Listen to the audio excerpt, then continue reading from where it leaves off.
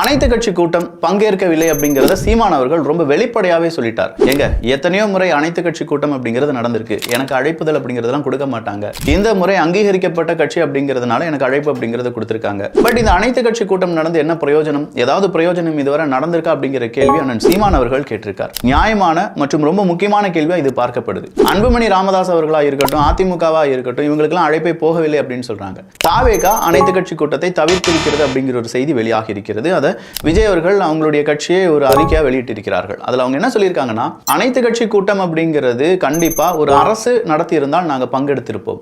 ஆனா இதை நடத்துவது திமுக, டிஎம்கே ஒரு கட்சி, அது ஒரு அரசு கிடையாது. டிஎம்கே கட்சியால் உருவாக்கப்பட்ட அரசு நடத்தி இருந்தால் இந்த அனைத்து கட்சி கூட்டம் இன்னும் வலுப்பெற்றிருக்கும். சட்டமன்றத்தில் நீங்க ஏன் தீர்மானம் இதுவரை நிறைவேற்றவில்லை? போலியா நடிக்கிறீங்களா? திமுக கூட்டின இந்த அனைத்து கட்சி கூட்டத்துக்கு தாவேகா வராது, இதுதான் செய்தியா இருக்கணுமே தவிர தமிழ்நாடு அரசாங்கம் நடத்திய அனைத்து கட்சி கூட்டத்தை தாவேகா புறக்கணித்தது அப்படிங்கிற எந்த செய்தியும் வெளியிடக்கூடாது. தமிழ்நாடு அரசாங்கம் நடத்தின அனைத்து கட்சி கூட்டத்தை நாம் தமிழர் கட்சி புறக்கணித்தது அப்படிங்கிறது இங்கே செல்லுபடியாகாது. ஸோ மக்கள் நல்லா புரிஞ்சுக்கோங்க, இது திமுக அப்படிங்கிற ஒரு கட்சி நடத்தின அனைத்து கட்சி கூட்டம்.